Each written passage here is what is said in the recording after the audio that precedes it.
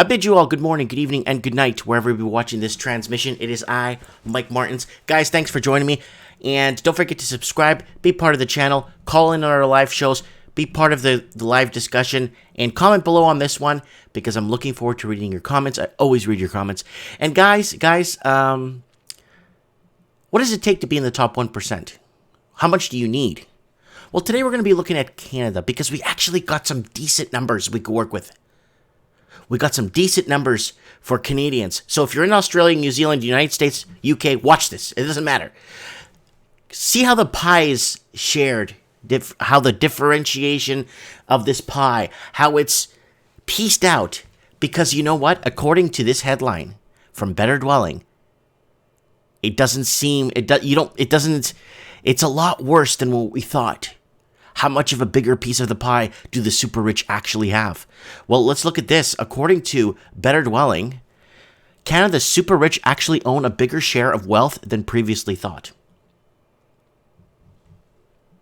Canada's wealth inequality issues are bigger than previously estimated, which really is something the Parliamentary Budget Officer, BPO, a nonpartisan office that advises the Canadian government, has created a new model to estimate the wealth held by the country's richest households. The new estimate shows Canada's 1% actually holds much bigger share of total wealth than previously thought.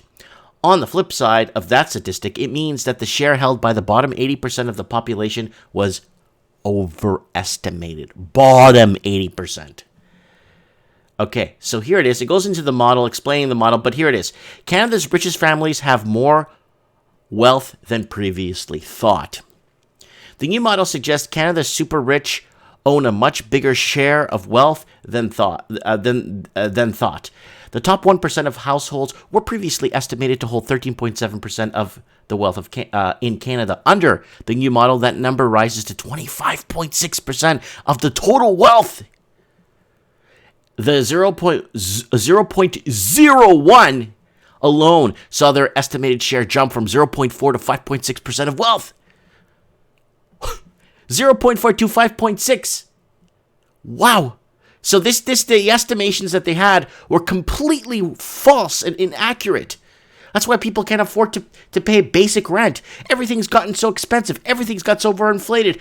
Interest rates went down. Then you got these rich oligarchs that go and borrow money at like literally 0%, bet it into the stock markets, pump up the markets, and then dump the stock and basically clear their profits, pay back the money at zero, pretty much at no interest, and keep doing this. And then the little guy, little Joe Donuts, doesn't really understand why his money is becoming more and more worthless because the amount of money they're pumping out there.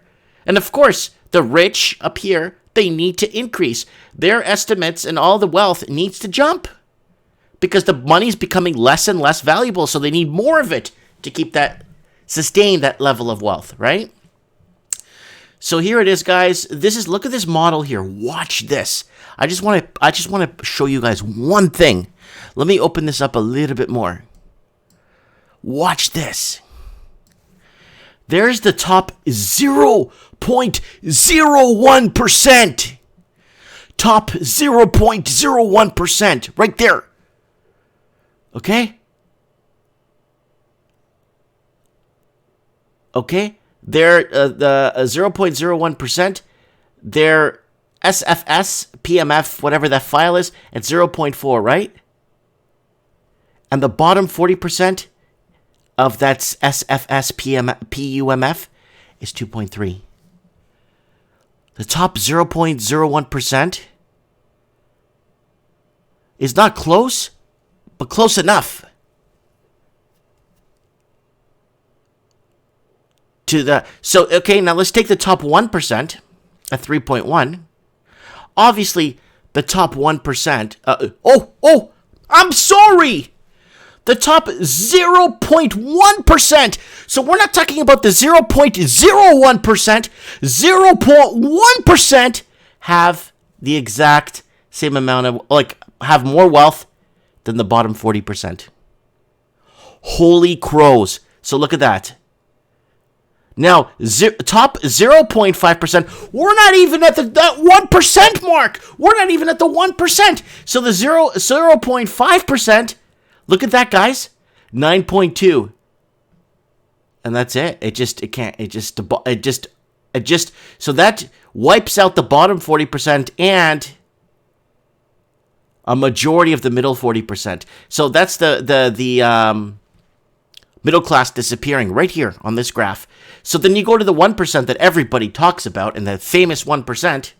I'm not talking about bikers. So top 1%, 13.7. And that chews away at the all of these three, all of these guys right here pretty much wipe out this, and a majority of the top 20%. They eat them all up. Bottom 40, gone. So, what's 40% of 35 million? Do your math. In Canada. So, if you do that, you'll know pretty much exactly how many people are out of that. And then you do 0.01% of 35 million. What is it, 35,000 people? 3,500 people in the top? No, 0.01%. Yeah, I think it's 3,500 people. And then 0.1%.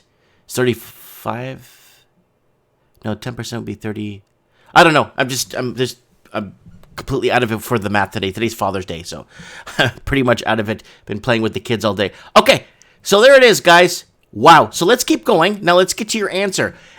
What do I need to be in the top 1%? What you need to be in the top 1%. So here it is.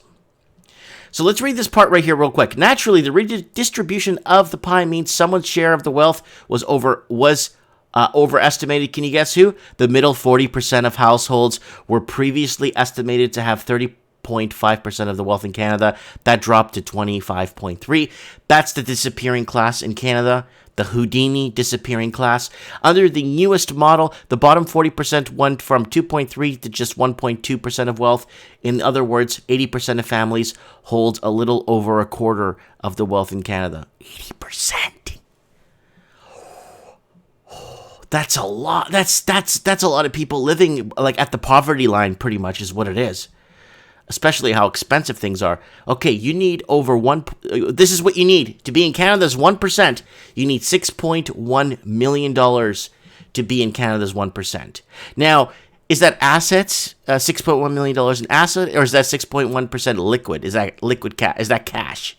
Gold, silver, like real money. You know what I'm saying? Is that like real liquid? Or is it, because anyone could buy a house in a tear down 100-year-old house in Vancouver for $2.4 million that needs $500,000 in repairs. Not because it's a big house, it's because in Canada everything's 50 times the price than the US to get things done. The revised number mean a ticket to the 1% club is fairly steep. To be in Canada's 1%, you need a minimum net worth of $6.1 million. The top 0.1% requires a minimum net worth of $29.3 million now, and the 0.1% has a minimum net worth of $143 million. Net worth is defined as household assets minus liabilities. So net worth defined as household assets minus liabilities. Okay. How much do you need to be rich in Canada? So here it is, guys. Your answer. So this is it. To be part of the thing. So that's so we'll go back to this. This graph says it all right here. So look at the bottom 40%, middle 40%. Wow.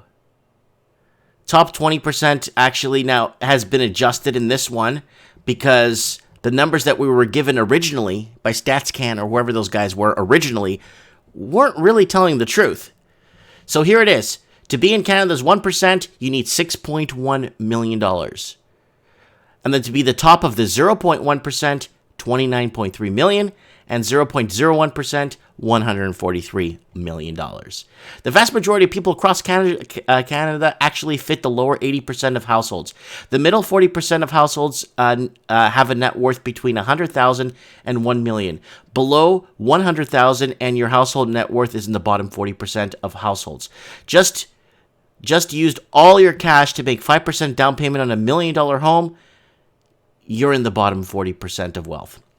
The PBO's new model reveals rich households have much larger share of wealth than thought. This also means that the share of wealth held by a majority of Canadians was massively overestimated. As one bank might put it, most of you are poorer than you think. No, isn't it you're richer than you think, but it's poorer than you think. Those guys are pretty good. So, guys, I'm going to ask you guys for a favor. I found out today from YouTube through the analytics and studying and looking, not studying, but looking at the analytics, only 22% of people that watch my videos are subscribed to my channel. So, you know, I know I ain't the sharpest tool in the shed. You know, I've been trying, you know, I know I'm a broken record talking about the same things. I'm just trying to create awareness. So if you guys do watch the videos, please go ahead and subscribe to the channel. And if you can, don't forget to set your reminders to Can't Read Market Talk, Trends in the Housing Market, and Mike in the Night. Go ahead and set your reminders. Maybe watch one of the old Mike in the Nights. Really good if you're exercising or going for walks. We got a lot of good callers that call into the show, and a lot of good callers. We've been building a really good, strong show here. So, you know, if you do watch the channel, please subscribe. I'd appreciate it very much. It'd mean a lot to me. Thanks for watching, guys. Share this video. Let me know. Comment below what percentage are you in, and what percentage would you like to see yourself in. Or heck, you don't care, you're happy. I'm happy. I'm in the bottom... Am I in the bottom 40? I probably am in the bottom 40. I do own my home, though. So I'd be in the middle 40, then. I'd be in the middle 40. And that's a small disappearing class, right? I'd be in the middle of the middle 40. Let's put it that way, percent. That disappearing percentage. Let me know what you guys think in the comments below. And let me know. Thanks for watching.